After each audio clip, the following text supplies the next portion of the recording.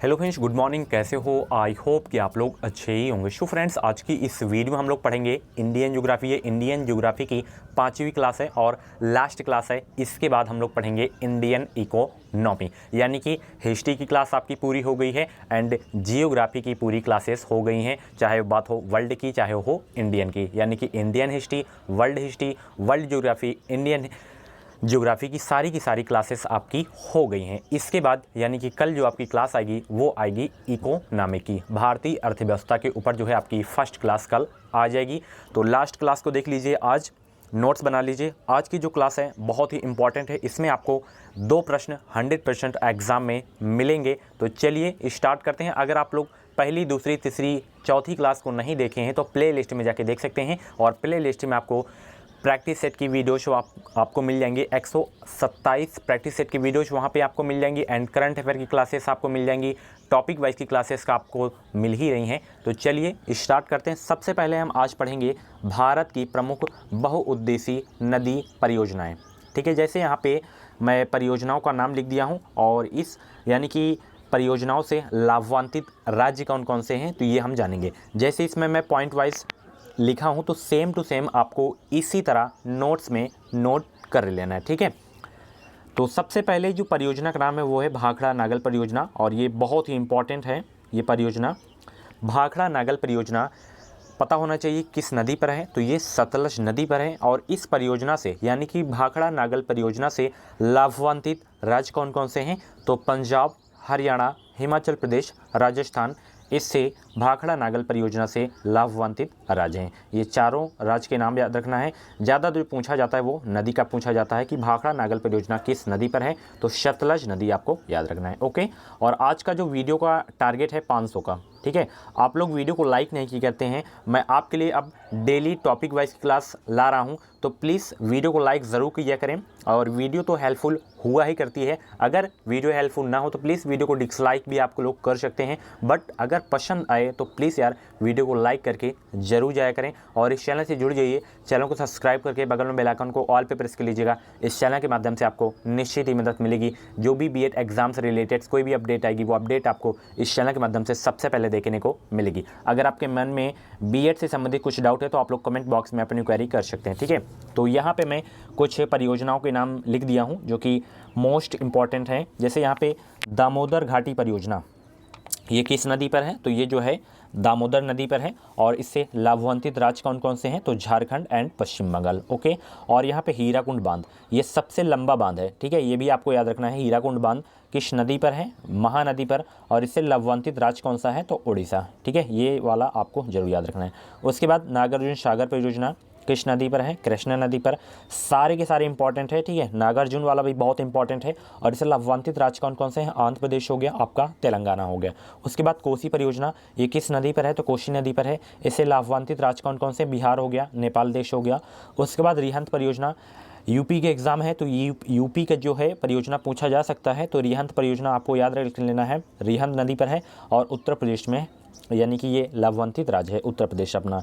And Idukki परियोजना पेरियार नदी पर है, और इससे लाभान्वित राज्य कौन कौन से हैं? केरल। एंड टिहरी बांध परियोजना, ठीक है, ये सबसे ऊंचा बांध भी है, ये भी आपको याद रखना है। किस नदी पर है? भागीरथी नदी पर है, और इससे लाभान्वित राज्य कौन सा है? उत्तराखंड। ठीक है, तो इसकी आप लोग स्क्रीनशॉट ले लीजिए। अगर आप लोग वीडियो को देख देख के नहीं नोट कर रहे हैं तो स्क्रीनशॉट ले लीजिए। ठीक है, पीडीएफ अगर आपको चाहिए तो कमेंट बॉक्स में यस करके बताएं, बट आप लोग पीडीएफ में तभी नोट करेंगे जब आप लोग वीडियो को पूरा देख लेंगे, तभी आपको समझ में आएगा कि कौन कौन से बताए थे कि ये पूछा जाता है ये नहीं पूछा जाता। पीडीएफ में आप लोग सारा नोट कर लेंगे, कुछ समझ में आएगा नहीं तो पूरा वीडियो आप लोग पहले देखा करें। अगर आपको पीडीएफ की नीड है तब आप लोग कमेंट बॉक्स में यस करके बता दिया करें, मैं आपको पीडीएफ सेंड कर दिया करूँगा। ठीक है, तो अगला जो हमारा चैप्टर है नदियों के किनारे बसे प्रमुख नगर, इससे भी एक क्वेश्चन कभी कभी पूछ लिया जाता है। जैसे यहाँ पे आगरा जो शहर है, नगर है, ये किस नदी के किनारे स्थित है तो यमुना नदी किनारे स्थित है। इलाहाबाद जो है गंगा और यमुना नदी किनारे स्थित है। दिल्ली यमुना नदी किनारे स्थित है। हरिद्वार गंगा नदी किनारे स्थित है।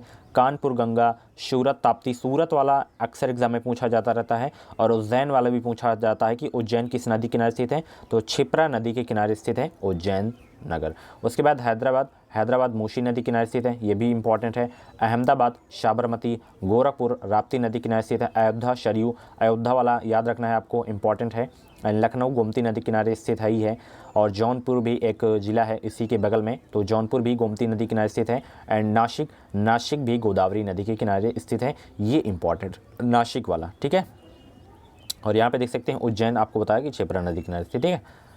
तो ये टॉपिक आपको याद रखने हैं। उसके बाद भारत के पर्वतीय नगर कौन से पर्वतीय नगर किस राज्य में है, ये आपको पता होना चाहिए। तो एक तरफ आपको पर्वतीय नगर लिख लेना है, एक तरफ राज्य, ठीक है। जैसे यहाँ पे गुलमर्ग, ये एक पर्वतीय नगर है। गुलमर्ग कहाँ पे है, तो जम्मू कश्मीर में है। दार्जिलिंग, ये इंपॉर्टेंट है। दार्जिलिंग जो पर्वतीय है ये कहाँ पे है, पश्चिम बंगाल में है, ठीक है। उसके बाद अल्मोड़ा उत्तराखंड में है। माउंट आबू राजस्थान में। मन्नार की खाड़ी केरल में है। मन्नार वाला बहुत पूछा जाता है ये वाला, ठीक है। तो मन्नार जो है केरल में है। पेरियार केरल में है, ठीक है। राइटिंग अगर आपको समझ में नहीं आ रही हो तो उसके लिए सॉरी, ठीक है। वैसे तो समझ में आ रही होगी, अब क्या करूँ मैं, ऐसे ही मेरी राइटिंग आती है तो क्या करूँ मैं, ठीक है। बट समझ में आ रहा होगा, कोई दिक्कत हो नहीं रही होगी, ठीक है। अगला यहाँ पे इसमें इंपॉर्टेंट मैं पहले ही से लिख दिया हूँ, एक क्वेश्चन फिक्स है, ठीक है। चाहे कोई प्रश्न आए या ना आए, बट ये प्रश्न इस टॉपिक से क्वेश्चंस आपका एक क्वेश्चन 100% आएगा। तो इम्पॉर्टेंट आप ही भी लिख लीजिएगा ताकि बाद में भूल ना सकें कि इससे क्वेश्चंस आते हैं या नहीं आते हैं। बिल्कुल आपको इसको घोल के पी जाना है, ठीक है। भारत के प्रमुख वन्यजीव अभ्यारण्य और उद्यान, ठीक है, इससे क्वेश्चन ज़रूर आता है।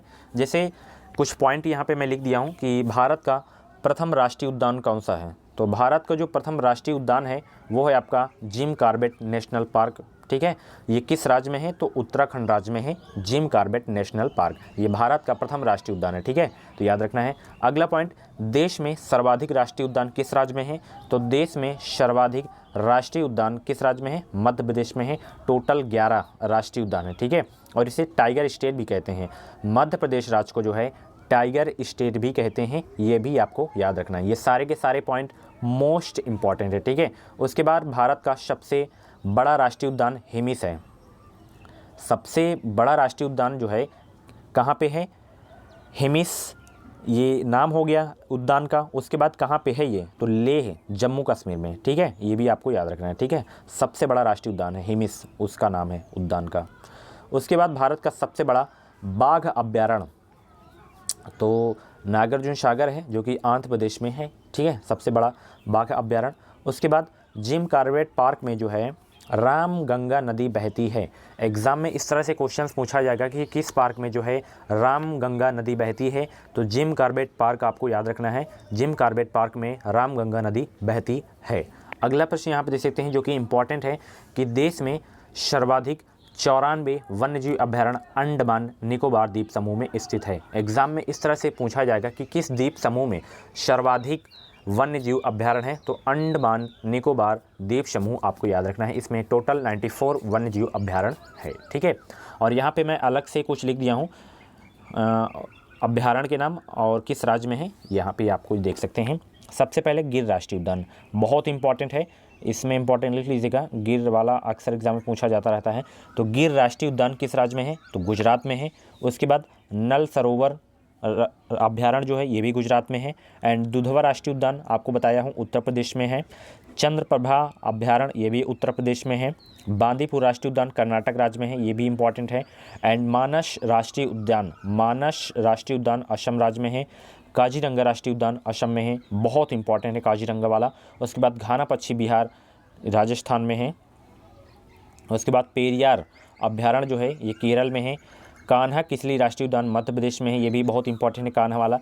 सुंदरवन राष्ट्रीय उद्यान पश्चिम बंगाल में है। केबुल लामजाओ राष्ट्रीय पार्क जो है मणिपुर में है। ये एक भारत का एकमात्र तैरता हुआ राष्ट्रीय पार्क है कि ठीक है, केबुल लामजाओ मणिपुर राज्य में स्थित है। ये सुंदरवन वाला भी बहुत पूछा जाता है, तो ध्यान से आपको इनको याद कर लेना है सारे के सारे। एक और यहाँ पे देख सकते हैं केवलादेव घाना पक्षी बिहार, तो ये जो है राजस्थान राज्य में स्थित है। केवलादेव घाना पक्षी बिहार बहुत इंपॉर्टेंट है आपके एग्जाम के लिए, ठीक है।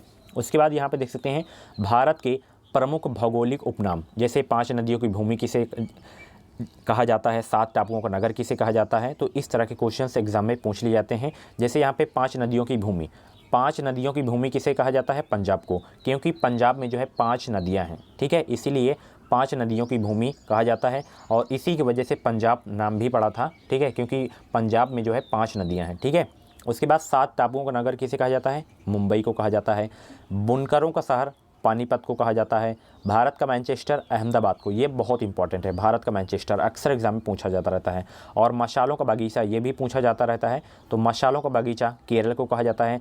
गुलाबी शहर, गुलाबी नगर जयपुर को, ठीक है। उसके बाद सोया प्रदेश, सोया प्रदेश जो है मध्य प्रदेश को कहा जाता है, क्योंकि मध्य प्रदेश में सोयाबीन जो है बहुत अधिक मात्रा में होती है, ठीक है। उसके बाद महलों का शहर कोलकाता को, एंड उत्तर भारत का मैनचेस्टर कानपुर को कहा जाता है, ठीक है। और दक्षिण भारत का मैनचेस्टर कोयम्बटूर को कहा जाता है, ये भी आपको याद रखना है। इसमें मैं लिखा नहीं हूँ कि दक्षिण भारत का मैनचेस्टर किसे कहा जाता है, तो कोयम्बटूर आपको याद रखना है। अगर आपको नोट करना है तो नोट कर सकते हैं, दक्षिण भारत का मैनचेस्टर कोयम्बटूर को कहा जाता है। तो उत्तर भारत का मैनचेस्टर कानपुर हो गया। बिहार का शोक, बिहार का शोक जो है कोसी नदी को कहा जाता है, ठीक है। और जुड़वा नगर किसे कहा जाता है, तो जुड़वा नगर जो कहा जाता है वो कहा जाता है हैदराबाद और सिकंदराबाद को। सूती वस्त्रों की राजधानी किसे कहा जाता है? मुंबई को। अंडों की टोकरी बहुत इंपॉर्टेंट है, तो अंडों की टोकरी के नाम से आंध्र प्रदेश को जाना जाता है। और दक्षिण भारत की गंगा गोदावरी नदी को कहा जाता है, ठीक है। तो ये थे भौगोलिक उपनाम, ठीक है। अब आगे हम पढ़ते हैं भारत की जनजातियाँ। उसके बाद हम पढ़ेंगे भारत की जनजातियाँ, ठीक है। जैसे यहाँ पे जनसंख्या की दृष्टि से जो है मध्य प्रदेश में सबसे अधिक जनजाति वाला राज्य है, ठीक है। सबसे अधिक जो है जनजातियाँ मध्य प्रदेश राज्य में ही पाई जाती हैं, तो ये पॉइंट आपको याद रखना है। और भारत की सर्वाधिक बड़ी जनजाति कौन सी है? तो गोंड जनजाति है। उसके बाद ये वाला जो पॉइंट है कतई जहर वाला है, थारू जनजाति के लोग जो है दीपावली को शोक त्यौहार के रूप में मनाते हैं। एग्ज़ाम में इस तरह से क्वेश्चंस पूछा जाएगा कि किस जनजाति के लोग जो है दीपावली को शोक त्यौहार के रूप में मनाते हैं, तो आपको आंसर देना है थारू जनजाति के लोग दीपावली को शोक त्यौहार के रूप में मनाते हैं। सो फ्रेंड्स, आज की ये क्लास थी जियोग्राफी की लास्ट क्लास, इंडियन ज्योग्राफी की लास्ट क्लास। वर्ल्ड ज्योग्राफी की क्लास भी हो गई है सारी की सारी क्लासेस। अब जो कल आपकी क्लासेस आएगी वो आएगी भारतीय अर्थव्यवस्था की, ठीक है। तो रेडी रहिए, इसकी आप लोग पूरी नोट्स बना लीजिएगा। अगर पीडीएफ अगर आपको चाहिए, टाइम लग रहा है आपको वीडियो देखने के बाद, तो कमेंट करके यस करके बताइए कि हाँ हमें पीडीएफ चाहिए, टेलीग्राम पे आप सेंड कर दीजिए, तो मैं आपको सेंड कर दूंगा। अगर आपको नहीं चाहिए, वीडियो में ही लिख ले रहे हैं तो कोई दिक्कत नहीं है। अगर आप लोग वीडियो में लिख रहे हैं, देख देख के लिख रहे हैं, तो आपको याद भी हो जाएगा। और इसमें मैं बताता भी रहता हूँ कि कौन कौन सा इंपॉर्टेंट है, कौन कौन सा नहीं पूछा जाता है, तो ये आपको इसमें हेल्प मिल जाती है वीडियो देखने से। अगर आप लोग कोई चीज़ सुन के लिखते हैं तो वो चीज़ आपको जल्दी याद होती है, ठीक है। अगर आप लोग देख देख के तुरंत लिख लेते हैं, वो चीज़ जल्दी आपको याद नहीं होती, उसको आपको बार बार फिर प्रैक्टिस करना पड़ेगा, रिवीजन करना पड़ेगा। तो ऐसे ही आप लोग अपनी तैयारी स्टार्ट करे रहें। अगर आपके मन में बीएड से संबंधित कुछ डाउट है तो आप लोग कमेंट बॉक्स में क्वेरी कर सकते हैं। मिलते हैं अगली वीडियो पे। इस वीडियो को लाइक और शेयर करना मत भूलिएगा। Thank you.